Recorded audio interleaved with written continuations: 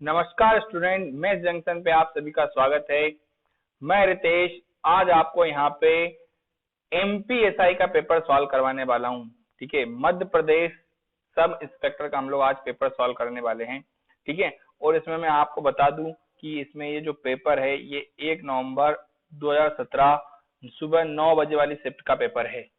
ठीक है, तो इसी को हम आज सॉल्व करेंगे। सारा कंप्लीट पेपर है, आप देखिएगा जो भी इसमें मैथ्स का सेक्शन है उसको कंप्लीट हम सॉल्व करने वाले हैं। ठीक, तो आगे बढ़ते हैं। सबसे पहले मैं आपको इन्फॉर्मेशन दे दूं कि मैथ्स जंक्शन ये हमारा पेज इंस्टाग्राम पे बना हुआ है, आप इसे लाइक कर सकते हैं। देन टेलीग्राम पे आपको कोई भी मटेरियल चाहिए, कंटेंट चाहिए पढ़ने के लिए, तो आप मैथ्स बाय रितेश के नाम से आप यहाँ पे टेलीग्राम चैनल ज्वाइन कर सकते हैं। फेसबुक पे आप मुझे लाइक कर सकते हैं रितेश खोदरे। ट्विटर पे भी आप मुझे फॉलो कर सकते हैं रितेश खोदरे के नाम से। क्लियर? तो ये है बेसिक इंफॉर्मेशन आपके लिए। ठीक, आगे बढ़ते हैं क्वेश्चनों की ओर जो एमपीएसआई के पेपर में आई है इंफॉर्मेशन। क्लियर? देखिए, एक है हमारे पास, सबसे पहले क्वेश्चन ये आया है, साधारण ब्याज का क्वेश्चन है। इस क्वेश्चन को प्रॉपर तरीके से पढ़िएगा। देखिए, बहुत सारे क्वेश्चन तो ऐसे होंगे जिन्हें हमें पेन भी चलाने की जरूरत नहीं है, हम ओरल सॉल्व कर सकते हैं। ठीक, तो मैं आपको दोनों तरीके से सॉल्व करूंगा, विदाउट कैलकुलेशन के और कैलकुलेशन के साथ भी। ठीक है, तो आगे पढ़ते हैं क्वेश्चन को क्या कह रहा है। The difference between simple interest receive from two different sources on 15,000 rupees for 3 years is 13.50 rupees, then difference between their rate of interest is। Hindi में क्वेश्चन पढ़ लेते हैं। 1500 रुपए की धनराशि पर 3 वर्षों में दो विभिन्न स्रोतों से प्राप्त साधारण ब्याज का अंतर 13.50 है, तो उनकी ब्याज दरों का अंतर ज्ञात कीजिए। अंतर बताना है ब्याज दरों का, रेट ऑफ इंटरेस्ट। तो दोस्तों मैं आपको एक बेसिक कॉन्सेप्ट बताऊं कि देखिए सिंपल इंटरेस्ट क्या होता है। सिंपल इंटरेस्ट आप जानते हैं directly proportional to principal rate और टाइम के। ठीक है, अगर इनमें से प्रिंसिपल अगर बढ़ता है तो ब्याज भी बढ़ेगा, रेट बढ़ती है तो ब्याज बढ़ेगा, टाइम बढ़ता है तो भी ब्याज बढ़ेगा। प्रिंसिपल कम तो ब्याज कम, रेट कम तो ब्याज कम, टाइम कम तो ब्याज कम। अब यहाँ पे दो चीज तो सेम है आपके पास, प्रिंसिपल और टाइम। रेट हमारे पास दो अलग अलग है। अब रेट अलग अलग है तो आपके पास दोनों ब्याज के बीच का अंतर, मतलब दोनों रेटों के बीच का अंतर, हाँ या नहीं, निकल जाएगा। डायरेक्ट ही हम निकाल सकते हैं, मतलब ये जो ब्याज दिया हुआ है दोनों रेटों के बीच का अंतर ही दिया हुआ है, हाँ या नहीं। तो आप 1500 रुपए का 3 वर्षों का ब्याज देख रहे हैं, ये वाला है, ये दोनों रेटों के बीच का डिफरेंस है ये। तो ब्याज का जो डिफरेंस वही रेटों का डिफरेंस भी होगा। ठीक है, तो आप डायरेक्ट भी कर सकते हैं कि 13.50 1500 रुपए की राशि का 3 वर्ष का है ये। क्लियर है? इंटू 100, ये 2 जीरो से 2 जीरो कट जाएंगे आपकी। क्लियर है? 15 3 45, 45 या 105 होता है आपका, हाँ या नहीं? सही, 45 या 135 होता है, 45 या 135, तो ये आ जाएगा 0.3%। यही आपका रेट का डिफरेंस है। क्लियर है?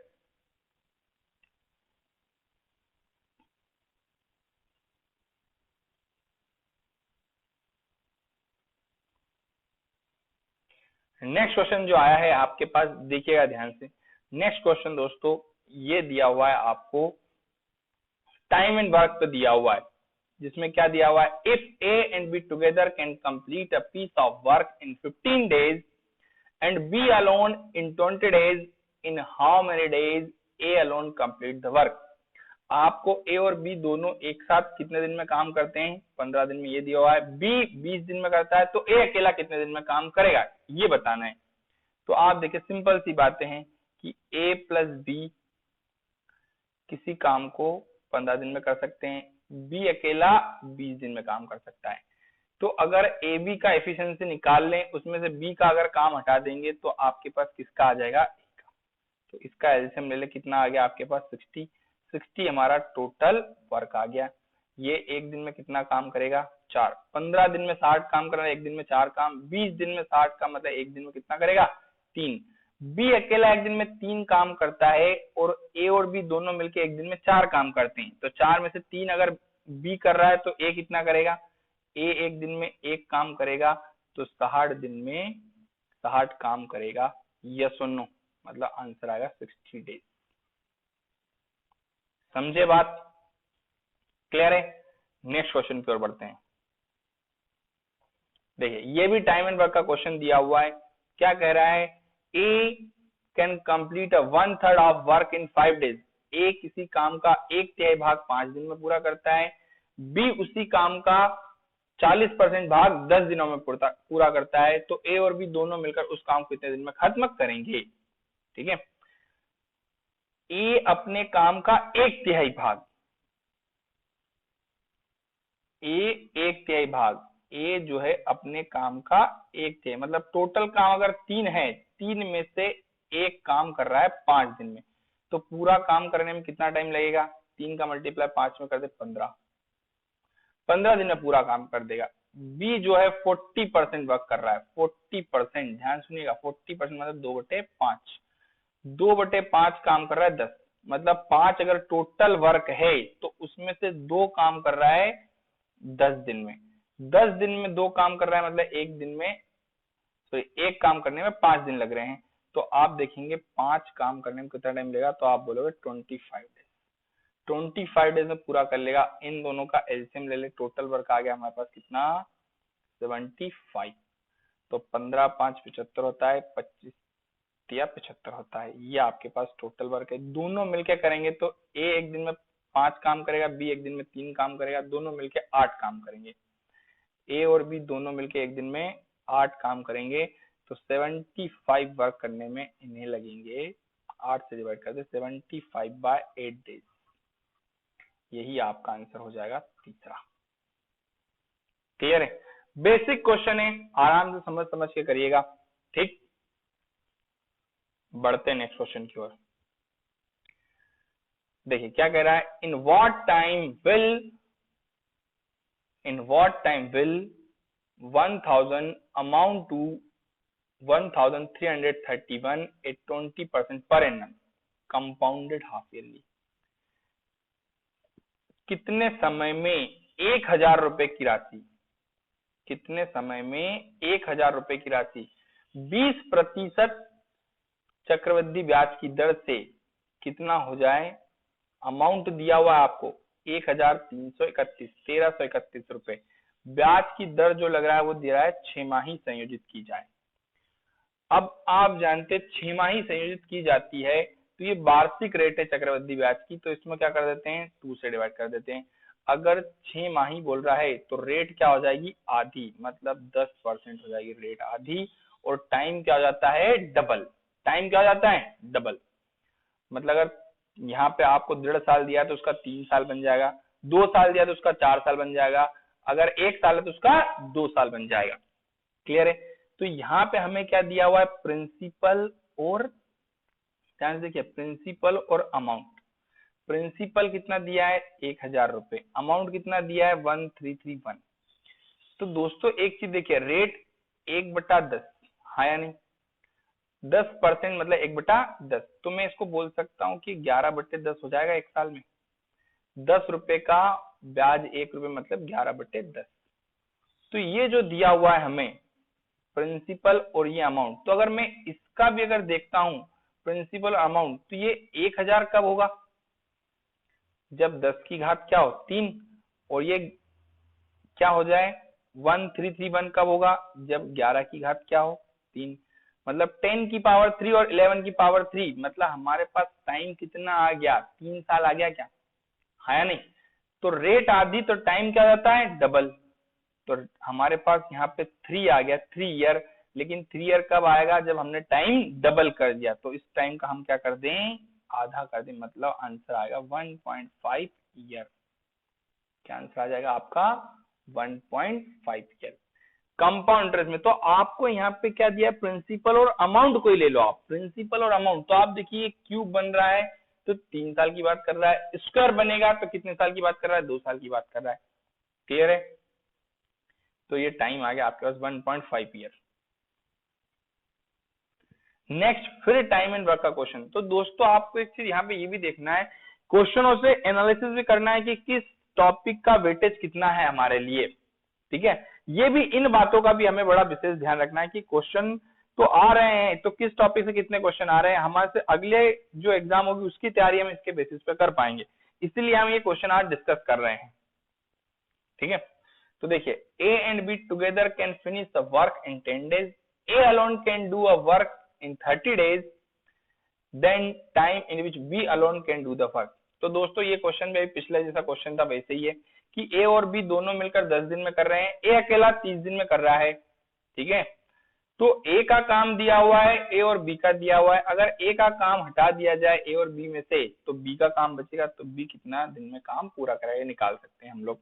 ठीक है, देख लीजिए, वैसे आप लोग इस क्वेश्चन को, इस वीडियो को यहीं पे पोस्ट करके इस क्वेश्चन करने की कोशिश करें। क्या बोल रहा है, ए और बी, ए और बी 10 दिन में कर रहा है, ए अकेला जो है 30 दिन में कर रहा है, दोनों का एलसीएम आ जाएगा आपके पास 30, ये दोनों मिलके एक दिन में 3 काम करेंगे, ये एक काम करेगा, दोनों मिलके 3 काम कर रहे हैं और ए अकेला एक दिन में एक काम कर रहा है, मतलब बी जो है एक दिन में 2 काम करेगा, तो 30 काम करने में से 15 दिन लगेंगे, 15 डेज। आपका आंसर हो जाएगा सेकंड।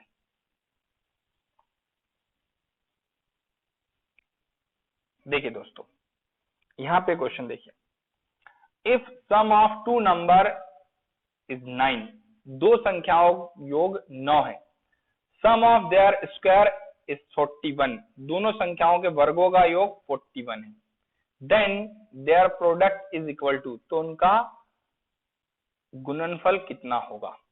ठीक है, तो मैं आपको एक तो बेसिक तरीका बता देता हूं और आप सब रखिएगा, मैं आपको बहुत अच्छा तरीका, इससे अच्छा तरीका बता दूंगा। ठीक, दो संख्याओं का योग a प्लस बी, दोनों को मिला कितना दिया हुआ हमें 9, दोनों के वर्गों का योग ए स्क्वायर प्लस बी स्क्वायर बराबर कितना दिया है आपको 41। ठीक, ये दिया हुआ है। अब हमें क्या निकालना है, a इंटू बी पता करना है कि a इंटू बी कितना होगा, ये पता करना है। तो आप देखिए a और b 9 दिया, तो हम बोथ साइड क्या कर दें, स्क्वायर कर दें, बोथ साइड स्क्वायर कर दें, तो आपके पास क्या बन जाएगा, A square B square plus 2ab बराबर 81। अब ए स्क्वायर और बी स्क्वायर की वैल्यू कितना दिया हुआ है, 41 दिया हुआ है। ठीक है, प्लस 2ab बराबर 81, ये 40 में अंदर जाकर कितना बचेगा, 2ab बराबर 40, तो 2 से कटेगा कितना बचेगा, ए और बी की वैल्यू कितनी आ गई 20। यस और नो, आ जाएगा, आपका थर्ड आंसर होगा।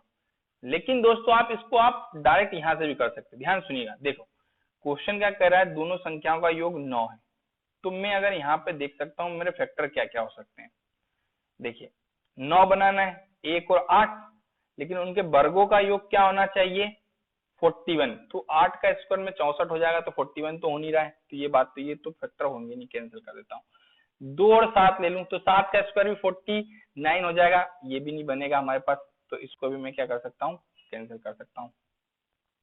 ठीक है, ये भी हमारे लिए क्या हो जाएगा, कैंसिल हो जाएगा। ठीक,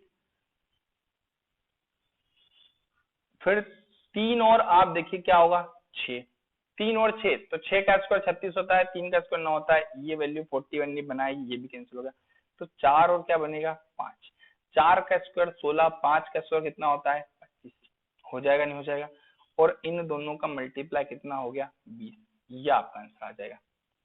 4 का स्क्वायर 16, 5 का स्क्वायर 25, दोनों को जोड़ा 41 भी हो जाएगा, और दोनों का मल्टीप्लाई कितना हो जाएगा 20। क्लियर है, ये आप ऐसे भी कर सकते हो। ठीक है, समझने की बात है, नहीं तो आपके पास बेसिक तरीका भी है, आप a प्लस बी लेके भी कर सकते हो। ठीक, मैं आपके लिए सारे पेपर का सॉल्यूशन डाल दूंगा, आई बटन पे आप लोग क्लिक कर दीजिएगा, आपको वहां से इंफॉर्मेशन मिल जाएगी और भी। सारी। ठीक है, बढ़ते हैं नेक्स्ट क्वेश्चन की ओर। क्वेश्चन पढ़े, the perimeter of 2 square is 24 centimetre and 32। दो वर्गों के परिमाप 24 सेंटीमीटर तथा 32 सेंटीमीटर है।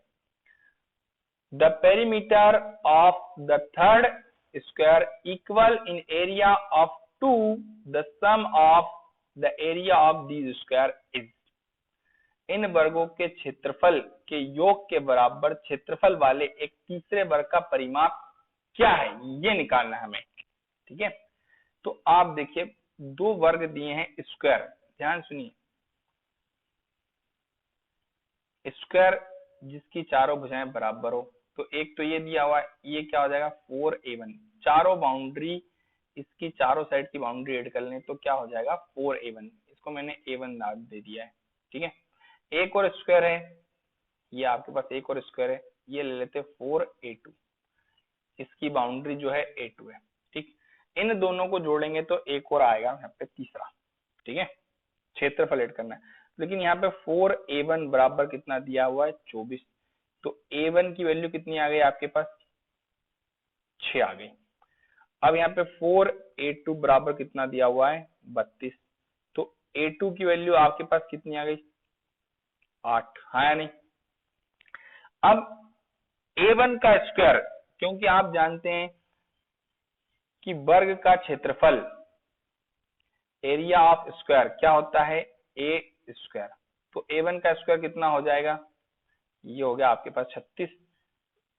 a2 का स्क्वायर कितना हो जाएगा आपके पास 8 का स्क्वायर 64, दोनों को मिलाएं तो क्या हो गया 100। अब ये जो 100 आया है ये किसी एक तीसरे जो है हमारे पास तीसरा वर्ग है उसके स्क्वायर के बराबर आ गया, उसके एरिया के बराबर आ गया।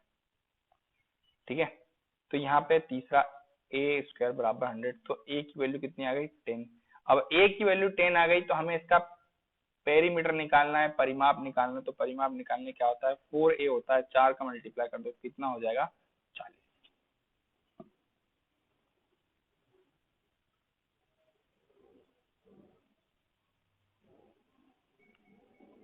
क्लियर, नेक्स्ट क्वेश्चन देखिए आप। ठीक है दोस्तों, एक चीज ध्यान रखिएगा, आप लोग पहले वीडियो को पॉज करें उसके बाद आप क्वेश्चन करें, ठीक, तो आपको ज्यादा मजा आएगा। ठीक है, देखिए क्वेश्चन क्या कह रहा है, द एवरेज सैलरी ऑफ पर head of all employ of an institute is 60 rupees. यहाँ पे जीरो कर दिया है, यहाँ पे 60 आएगा ना, इंग्लिश में ध्यान रखिएगा 60 है ये। ठीक, average salary of 12 officer is 400। 12 ऑफिसरों का वेतन कितना दिया हुआ है 400 एंड रेस्ट इज 56, तथा बचे हुए का वेतन है कितना, औसत वेतन 56 रुपए। तो कुल कर्मचारियों की संख्या ज्ञात कीजिए। एवरेज का क्वेश्चन है, और दोस्तों मैंने आपको क्लास में बताया भी है कि इस टाइप के क्वेश्चन हम जो करते हैं वो एलिगेशन का यूज करते हैं, तो आप जल्दी आंसर निकाल सकते हो। तो यहाँ पे हम देखते हैं कि ऑफिसर का वेतन, ये आपके पास ऑफिसर और ये आपके पास वर्कर। ठीक है, ऑफिसर का औसत वेतन कितना रुपए दिया हुआ है आपको 400, और ऑफिसर कितने हैं 12। यहाँ पे वर्करों का कितना दिया हुआ है 56 दिया हुआ है, और दोनों को मिला के कितना आ रहा है आपके पास 60 आ रहा है। तो यहाँ पे हमने एलिगेशन लगाया, 56 60 में 56 का कितना बचा 4, 400 में से आप अगर माइनस कर दोगे 60 को तो बचेगा 340। रेशो ये कट जाएगा आपके पास, तो रेशो कितना आ गया 1:85, 4 32 4 40, है नहीं। रेशो किसका आ गया, ये ratio of employ, ratio of employ, जिसमें आपके पास ऑफिसर और वर्कर, ध्यान सुनिए ऑफिसर और वर्कर 1 और 85 के रेशो में टोटल मिला कितना हो गया 86। 85 और 1 कितना हो 85 और 1 86, लेकिन इस एक के बराबर कितने आपके पास ऑफिसर दिए हैं एक की वैल्यू जो है वो 12 के बराबर है। एक की वैल्यू 12 के बराबर है तो यहाँ पे मल्टीप्लाई करो कितना हो जाएगा। तो आप देखो एक यहाँ पे आप सारे ऑप्शन देखोगे तो ऑप्शन का यूनिट प्लेस चेक करो, यहाँ 5 आ रहा है, यहाँ 0 आ रहा है, यहाँ 2 आ रहा है, 0 आ रहा है।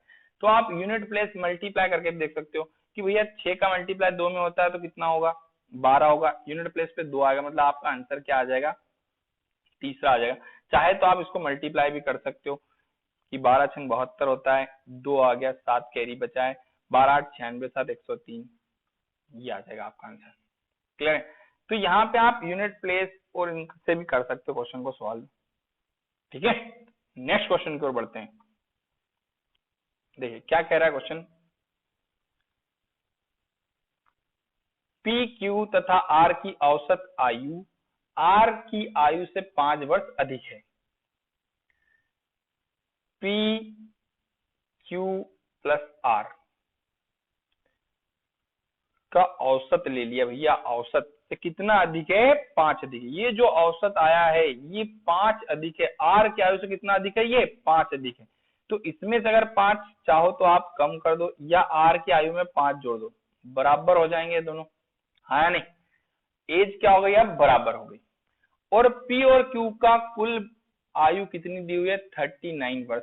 पी और क्यू हमको यहाँ पे इन दोनों का मिलाकर कितना दिया हुआ है, 39 दिया हुआ है। ये सुनो, तो अगर इन दोनों की जगह 39 रख दो तो आ जाएगा 39 प्लस आर, इस 3 का मैंने इधर मल्टीप्लाई कर दिया, कितना हो गया 3r प्लस कितना हो गया 15। तो आप ध्यान सुनिएगा, ये r इधर आ जाएगा, ये 15 इधर चला, कितना बचेगा 24 बराबर 2r। r की वैल्यू कितनी आ गई, 12 वर्ष।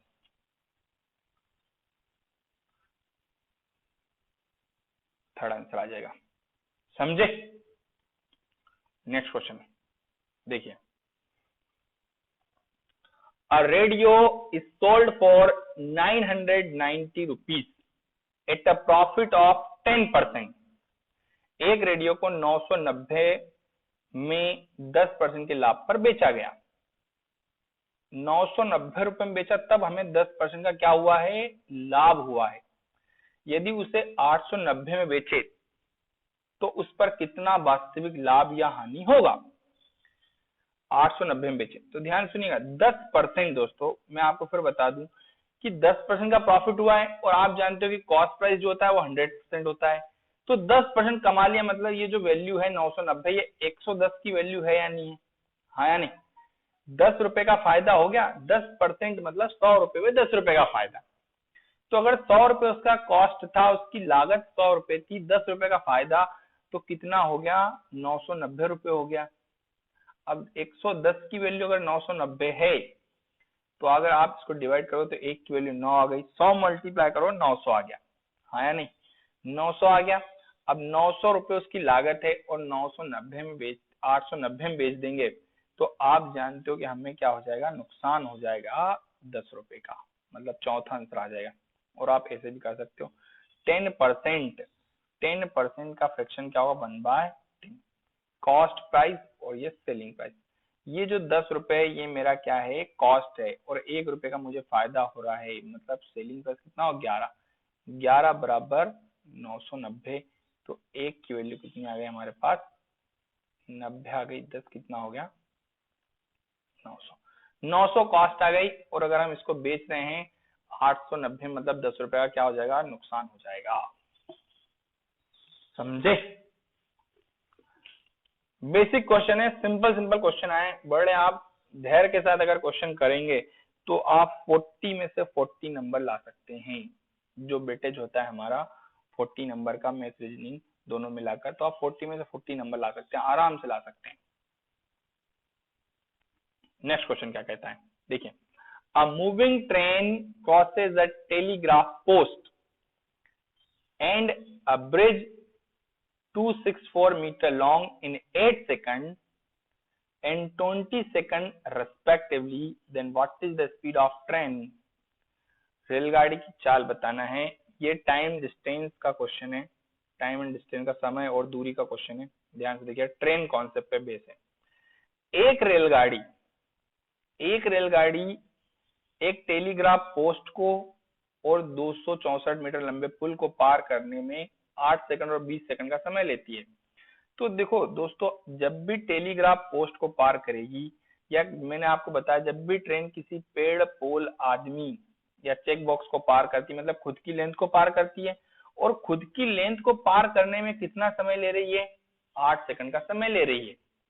जब भी ट्रेन किसी पेड़, पोल, आदमी को पार करती है, मतलब खुद की लेंथ को पार कर, टेलीग्राफ पोस्ट को पार कर रही है, मतलब चेक बॉक्स को पार कर रही है 8 सेकंड में, खुद की लेंथ को 8 सेकंड में पार कर रही है। 8 सेकंड में खुद की लेंथ को पार कर रही है ट्रेन, या सुनो, 8 सेकंड में खुद की लेंथ को पार कर रही है। तथा जब भी पुल की लेंथ को पार करती है, तो पुल की लेंथ प्लस ट्रेन की लेंथ क्या हो जाएगी? ऐड हो जाएगी। ट्रेन की लेंथ प्लस ब्रिज दोनों ऐड हो जाते हैं। तो खुद की लेंथ को तो वो 8 सेकंड में पार कर रही है, और ब्रिज के साथ में कितने सेकंड में पार कर रही है? 20 सेकंड में पार कर रही है। मतलब कहने का कि 8 सेकंड खुद की लेंथ को पार करने का ले रही है, और 12 सेकंड ब्रिज को पार करने में ले रही है। यस और नो? तो 12 सेकंड में कितना पार कर रही है? 264 मीटर को पार कर रही है, हाँ या नहीं? तो 1 सेकंड में कितना पार करेगी? 12 सेकंड में 264, 1 सेकंड में कितना पार करेगी? 22 मीटर पर सेकंड। ये हमारे पास ट्रेन की स्पीड आ गई, 22 मीटर पर सेकंड।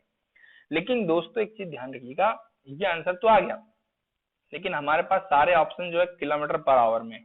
ये सुनो, तो हम इसको 22 को किसमें चेंज कर ले? किलोमीटर पर आवर में। तो किलोमीटर पर आवर चेंज करने के लिए किससे मल्टीप्लाई करते हैं? 18/5 से मल्टीप्लाई करते हैं।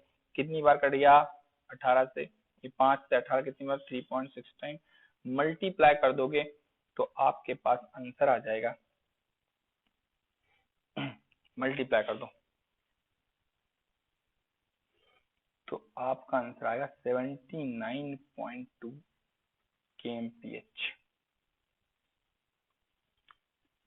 समझे? आसानी से क्वेश्चनों को समझना है, ठीक है। एलसीएम एचसीएफ का क्वेश्चन दिया हुआ है कि दो संख्याओं का महत्तम समावर्तक तथा लघुत्तम समावर्तक 5 तथा 200 है। यदि एक संख्या 25 है तो दूसरी संख्या ज्ञात करना है। और आप जानते हो कि दो संख्याओं का अगर आपको एचसीएफ और एलसीएम दिया है, मतलब दोनों का प्रोडक्ट, एचसीएफ और एलसीएम का प्रोडक्ट दोनों संख्याओं के गुणनफल के बराबर होता है। तो ये 5 और ये 200 और ये कितना दिया हुआ है? 25। तो हमें दूसरी संख्या ज्ञात करनी, कितनी बार करेगा? 8। ये आ गया आपका 40। दूसरी संख्या कितनी आ गई? 40। पहला आंसर आपका।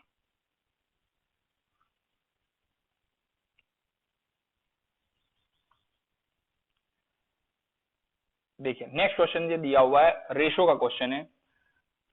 To numbers are in the ratio of 5:7। दो संख्याओं का अनुपात 5:8 है।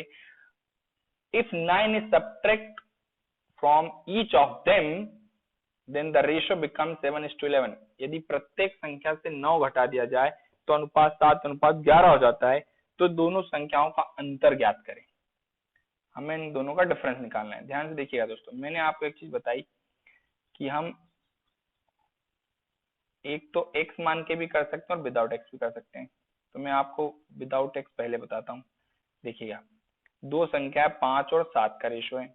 दोनों में से कितना कितना घटा दिया जाए? 9। तो रेशो कितना हो जाएगा? 7 और 11। दोनों में से 9 घटा रहे, तो ये 9 को हमने यहाँ लिख दिया। दोनों में से सेम नंबर घटा रहे तो हम ऐसा कर सकते हैं। तो ये 7 का मल्टीप्लाई इस 7 में कर दो, कितना हो गया? 49। 5 का मल्टीप्लाई आप 11 में कर दो, कितना हो जाएगा? 55। कोई दिक्कत? फिर क्या करते हैं, दूसरे रेशो में जो भी डिफरेंस है, कितना डिफरेंस है 7 और 11 में? आप जानते हैं 7 और 11 में डिफरेंस कितना है? 4। तो 4 क्या मल्टीप्लाई करो, कितना होगा? 36। दोनों नंबरों का जो हमने मल्टीप्लाई किया कितना हो गया? इनका डिफरेंस कितना है? 6। 6 से इसको डिवाइड कर दें, कितना बचेगा? 6। यस और नो? तो अगर 6 का मल्टीप्लाई 5 में कर दे तो पहला नंबर आ जाएगा, और 6 का मल्टीप्लाई 7 में कर दे तो दूसरा नंबर आ जाएगा। लेकिन हमें इन दोनों के बीच का डिफरेंस चाहिए। तो इन दोनों के बीच का डिफरेंस कितना है? 2। तो 6 का मल्टीप्लाई 2 में कर दो, कितना हो जाएगा? 6 × 2 12। यह आपका आंसर हो जाएगा। क्लियर है? नहीं तो आप इसको x मान के कर लोगे, 5x और 7x, इसमें से कितना 9 घटा दिया जाए, इसमें से कितना 9 घटा जाए, तो अनुपात कितना हो जाएगा 7:11। जो भी x की वैल्यू होगी वो आप यहाँ से x की वैल्यू निकाल क्रॉस मल्टीप्लाई करके x की वैल्यू निकाल लोगे। और आप ध्यान रखिएगा 5 और 7 में डिफरेंस कितने का है, 2 में मल्टीप्लाई कर देना, जो भी वैल्यू आई आपका आंसर आ जाएगा। तो या तो आप ये वाला तरीका सीखिए, 10 सेकंड के अंदर आंसर निकाल सकते हो कि 5 और 7 की रेशो दिया है, 9 घटाने की बात की जाए, 9 जोड़ने की बात की जाए, जब भी सेम नंबर जोड़ने घटाने की बात करें तो आप ऐसा कर सकते हो। रेशो कितना दिया 7 और 11, दोनों का मल्टीप्लाई 49, दोनों का मल्टीप्लाई कितना हुआ 55। बाद वाले रेशो में डिफरेंस कितने का है, ध्यान से देखिए 7 और 11 में 4 का, 9 मल्टीप्लाई कर दिया 4 का, डिफरेंस दोनों मल्टीप्लाई करके जो डिफरेंस आ रहा है कितना आ रहा है 6 का। 6 का इसमें क्या करते हैं डिवाइड करते, कितना बचेगा 6, 6 का मल्टीप्लाई 5 और 7 का डिफरेंस कितना है 2, 2 में मल्टीप्लाई कर दो 12, इन दोनों के बीच का डिफरेंस आ गया। नहीं तो आप 6 का मल्टीप्लाई किसमें कर दो 5 में, कितना होगा 30, 6 का मल्टीप्लाई 7 में कर दो कितना होगा 42, दोनों के बीच का डिफरेंस फिर 12 आ गया। ऐसे भी कर सकते हो, नंबर निकालने होते तो हम ऐसा कर सकते हैं, बड़ा नंबर छोटा नंबर पूछे तो भी हम ऐसा कर सकते हैं, ठीक है, डिफरेंस पूछा तो हमने ऐसा कर लिया। क्लियर है बातें? नहीं तो ये आपके पास दूसरा तरीका एक्स मानने वाला है, उससे भी कर सकते हैं, ठीक है। फिर ट्रेन का एक और क्वेश्चन, मतलब टाइम एंड डिस्टेंस के 2 क्वेश्चन है यहाँ पे, टाइम एंड वर्क के कम से कम 3 क्वेश्चन थे आपके पास, ठीक है। प्रॉफिट लॉस का क्वेश्चन था, कंपाउंड सिंपल इंटरेस्ट क्वेश्चन था, रेशो का क्वेश्चन था, मतलब सारे चैप्टर सारे कवर हो रहे हैं, आप ये बात ध्यान रखिएगा, ठीक है। नेक्स्ट क्वेश्चन देखिए क्या कह रहा है, in what time will a train 100 metre long crosses a electric pole if its speed is 144 kilometre per hour. 100 metre लंबी रेलगाड़ी जो 144 किलोमीटर प्रति घंटे की चाल से चल रही है, एक खंबे को पार करने में कितना समय लेगी। देखिए यहाँ पे ट्रेन की लेंथ कितनी है आपके पास 100, खंबे को पार करना मतलब खुद की लेंथ को ही पार करना, बताना है हमें कितने समय में पार करेगी। अब ये 100 मीटर को कितने समय में पार करेगी, 100 मीटर कितने समय में पार करेगी, इसकी स्पीड कितनी दी है ध्यान से देखिएगा 144 किलोमीटर पर आवर। तो किलोमीटर पर आवर को अगर मीटर पर सेकंड में बनाना है तो किससे मल्टीप्लाई करते हैं 5/18 से। 18 कितनी बार कट जाएगा ये आप जानते हैं, 8 बार, 18 144, 40 मीटर पर सेकंड। 40 मीटर पर सेकंड इसकी स्पीड है, मतलब 1 सेकंड में 40 मीटर जाएगी। 1 सेकंड में 40 मीटर मतलब 2 सेकंड में 80 और आधे सेकंड में 20 और, मतलब 2.5 सेकंड आंसर आएगा इसका, 2.5 सेकंड। या फिर आप जानते हैं कि हमें टाइम निकालना है, टाइम बराबर क्या होता है डिस्टेंस अपॉन स्पीड। 100 मीटर हमारे पास क्या है डिस्टेंस, स्पीड कितनी है 40, या आपका आंसर आ जाएगा 2.5, 2.5 सेकंड। क्लियर है? नेक्स्ट क्वेश्चन की ओर बढ़ते हैं। देखिए इस फ्रैक्शन में हमें ये बताना है कि सबसे छोटा फ्रैक्शन कौन सा है। भिन्न का क्वेश्चन है दोस्तों, सबसे छोटा फ्रैक्शन बताना है। तो मैं आपको इसमें एक तरीका बताता हूँ, बहुत इजी तरीका, आप ध्यान समझिएगा। देखो आप बचपन में ऐसा भी करते थे, क्रॉस मान के भी करते थे, तो ये क्रॉस मान के करो नहीं करो उससे कोई मतलब नहीं है। क्रॉस ऐसा मल्टीप्लाई कर लिया, इसका इधर मल्टीप्लाई, जो बड़ा होगा वो आंसर निकल जाएगा कि 26 का मल्टीप्लाई 9 में, 13 का मल्टीप्लाई 17 में, जो बड़ा होगा वो निकलते चला जाएगा, ठीक है। तो ऐसा मत करो, अब आप डायरेक्ट करो यहाँ पे क्वेश्चन को, सिर्फ करना कुछ नहीं है, यहाँ पे हमने लगा देना इसमें 0, सभी में एक एक 0 लगा दी, मतलब मैंने सब में 10 का मल्टीप्लाई कर दिया। अब 13 से मैं इसको डिवाइड करूंगा, तो देखिएगा ध्यान से ना, सबसे छोटा बताना है। तो आप देखिए कि क्या होता है, 13 पंजे 65 होता है, 13 छंग 78, 13 सत्ते 91, हाँ या नहीं, तो 91 तो 90 है, 13 छंग 78, 6 बार कट गया। क्लियर? 26, अब 26 की टेबल बोलनी है आपको यहाँ पे, ठीक है। तो कोई बड़ी बात नहीं, 26 की टेबल आपको आसानी से आ जाएगी, ठीक। आप जानते हैं 26 पंजे 130 होता है, हाँ या नहीं, 26 पंजे क्या होता है 130, 5 बार की टेबल तो आप आराम से बोल सकते हो कि 26 पंजे 130 होता है, यस और नो, क्लियर है। और 26 छक कितना हो गया 156, ठीक, 26 छक कितना हो गया 156 हो गया, ये भी 6 बार चला गया, ठीक है। 29 से कितनी बार कट जाएगा, लगभग है 9 बार, क्योंकि 29 की टेबल में 10 बार में 290 होगा, 9 बार आ जाएगा, ठीक है। 52 से तो इसको अगर हम सॉल्व कर ले कितना हो गया 110 बटे कितना हो गया 13, 13 अट्ठे कितना होता है 104। तो ये 2 नंबर तो आपके हैं ही नहीं, हमें तो छोटा बताना है, तो ये 2 नंबर बचे, ठीक है। अब इनमें हमको कंपेयर करना है, तो 9/13 है आपके पास और 17/26, क्लियर है। अब आप चाहे तो देखो यहाँ पे हमने इसको टेबल कितनी बार बोला था, 5 बार बोला था, तो 13 छंग 78, ये सुनो 13 छंग 78 बोला था हमने, बचे कितना 12, 13 नमक के 117, 69 टाइम्स है ना। अब ये 26 की टेबल हमने बोला यहाँ पे कितनी बार बोला आपने, 26 की टेबल यहाँ पे 6 बार, कितना हो गया 156 हो गया, ठीक है। बचा कितना है यहाँ पे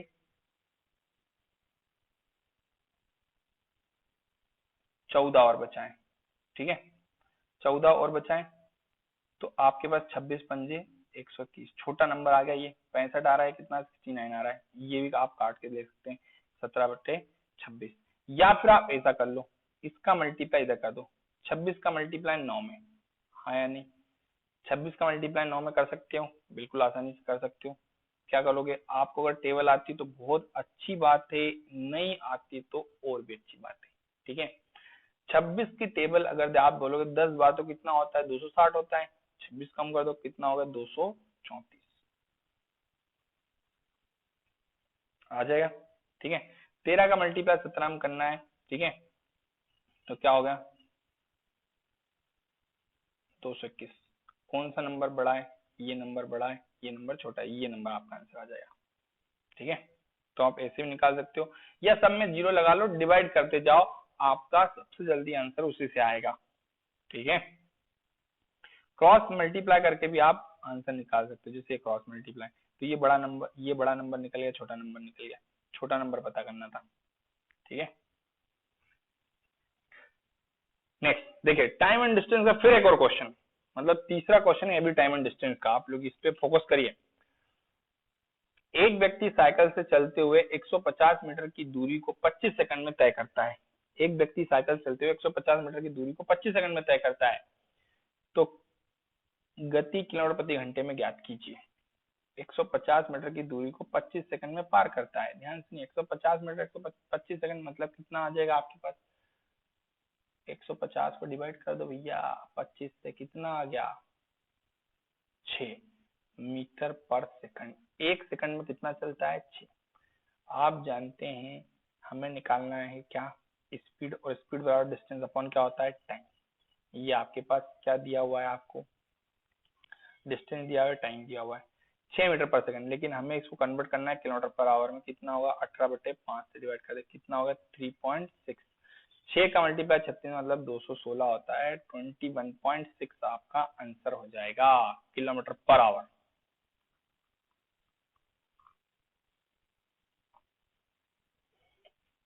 देखिए एक और बेहतरीन क्वेश्चन,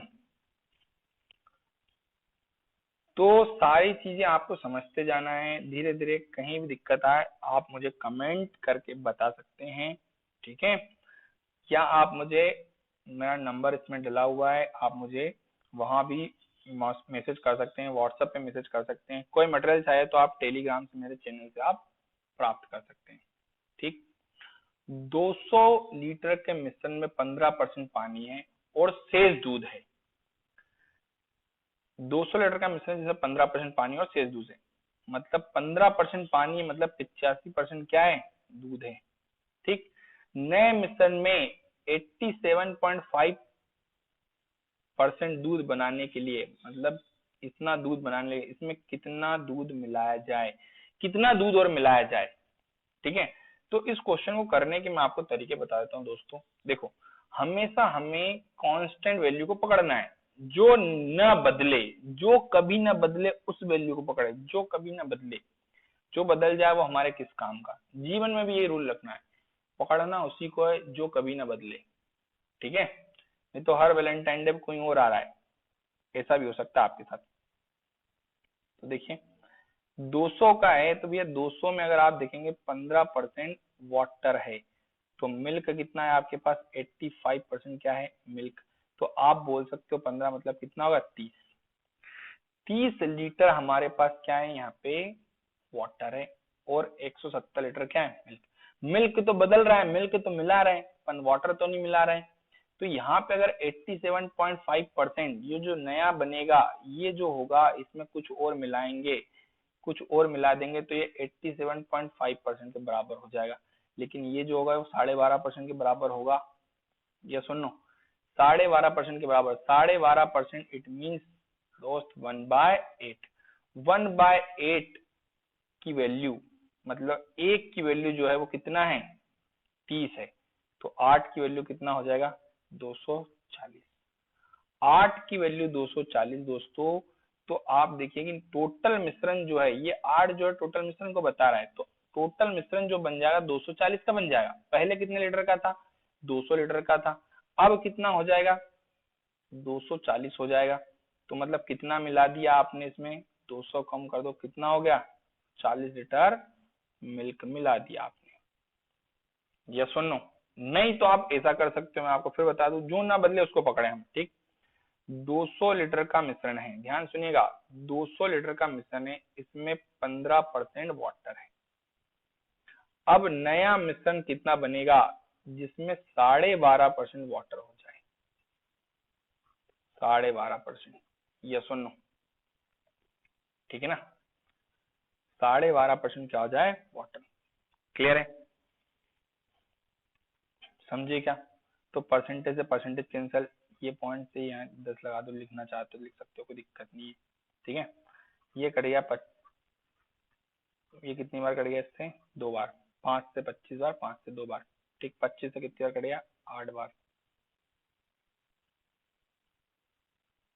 ठीक है, 2 का मल्टीप्लाई 8 में 16, 16 का 15 मल्टीप्लाई 240 लीटर का नया मिश्रण बनेगा। तो 200 पहले था, नया मिश्रण एक्स जो बताया, नए मिश्रण को बताया, 200 पहले था, 40 और मिला दिए, मतलब 40 लीटर क्या मिलाएंगे, milk.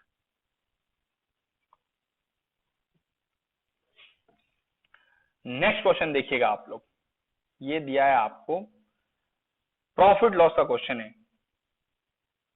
If cost price of 20 article is equal to selling price of 15 article, ये क्वेश्चन तो आप ओरल कर सकते हो दोस्तों। Cost price of 20 article selling price of 15 article के बराबर है। तो प्रॉफिट या लॉस हमें पता करना है। ये आपका कट गया, कितनी बार में आप काट सकते हो इसको, 4 बार में, 5 से 3 बार में।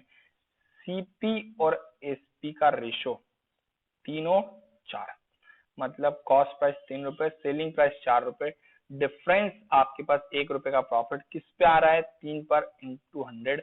हमेशा प्रॉफिट जो होता है कॉस्ट प्राइस होता है 1/3, मतलब कितना आ गया आपका, 33 1/3% प्रॉफिट।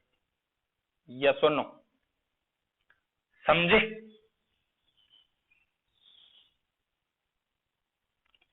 तो कर्म करो, फल की चिंता मत करो, पढ़ते जाओ, कोरोना तो एक दिन हटना ही है। ठीक, नेक्स्ट क्वेश्चन देखते हैं दोस्तों। ये जो आप देख रहे हैं क्वेश्चन, ये पार्टनरशिप बेस्ड क्वेश्चन है, पार्टनरशिप के ऊपर भी क्वेश्चन दिया हुआ है, ये आया हुआ है आपको। ठीक, A and B invested 15,000 rupees and 20,000 rupees respectively in a business. A तथा बी एक व्यवसाय में 15,000 तथा 25,000 रुपए क्रमशः निवेश करते हैं। A left business with his money after 6 month, 6 महीने बाद ए अपनी पूंजी को निकाल लेता है और व्यापार छोड़ देता है।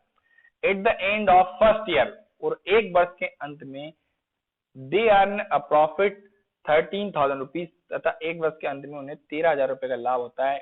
Then what is the share of A in the profit, तो ए का लाभ कितना हुआ।